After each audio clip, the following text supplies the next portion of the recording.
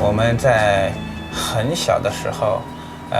就喝过这个茶。那个时候就是在我们学习的时候啊，比较疲惫的时候啊，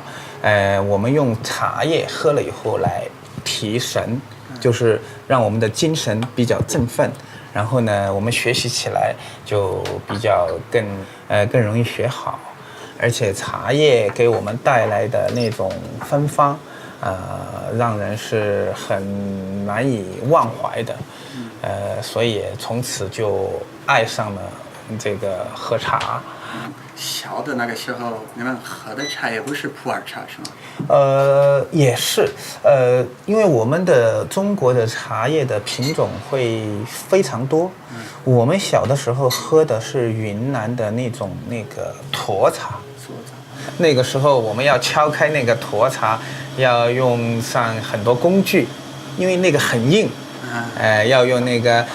锤子。那个起子要去把它撬开了以后，后来06年以后，就是在我们重庆建成了这么一个市场。06年。06年的时候，我们发现这个机会就来了。07年，因为跟那个就是茶马师的这个胡浩明先生，然后在那个云南。这个对我当时对这个至少对普洱茶这方面的理解啊。起到了非常重要的作用。你们到西双版纳是吗？对，整个主要是在思茅跟西双版纳，这2个地方比较多一点。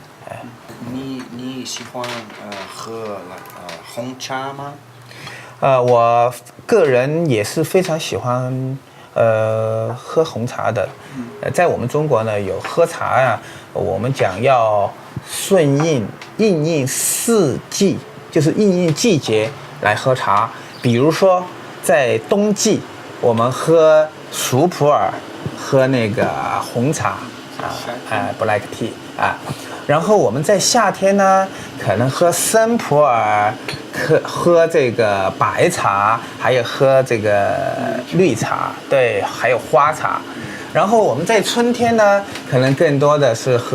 也是喝绿茶、生普洱和花茶，因为在我们中国的传统中，这个有清火的这么一个作用那么在我们就是普洱和红茶呢，属于这个发酵茶，那么它们更适合，就是属于比较温暖的茶，在冬季或者天气比较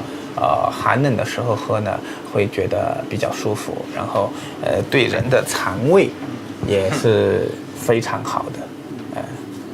就是我们这个熟普洱呢，最大的好处就是说它清洁干净，就是我们在选择这个原料方面啊，同时我们运用了一个生物发酵的技术，这个跟我们的红酒的制作有非常相似的这么一个关系。其实说白了，它就是一种生物领域的生物发酵技术。说得更清楚一点呢，就是在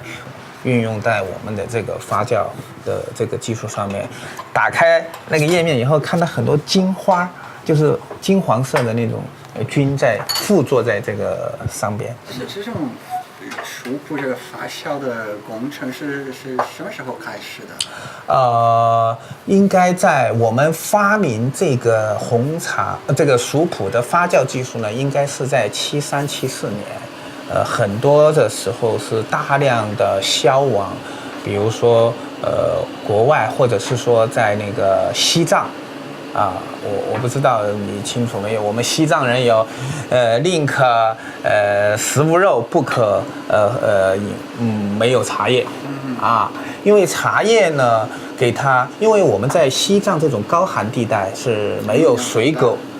蔬菜没有，就无法补充这个维生素，但是通过这个茶叶这个维生素各种植物方面的一些这个营养物质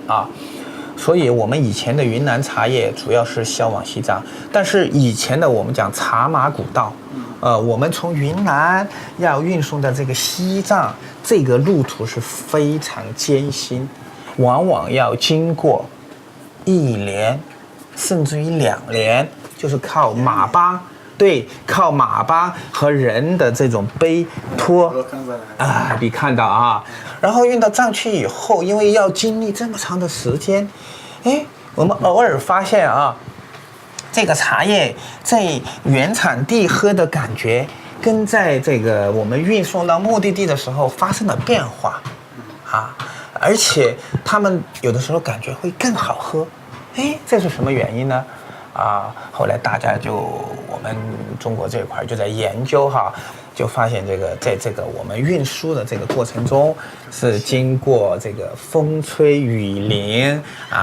这么一个过程，包括太阳晒，然后在马背上我们的茶叶就发酵了。哎，我们讲，所以说我们的普洱也是叫马背上发酵的茶。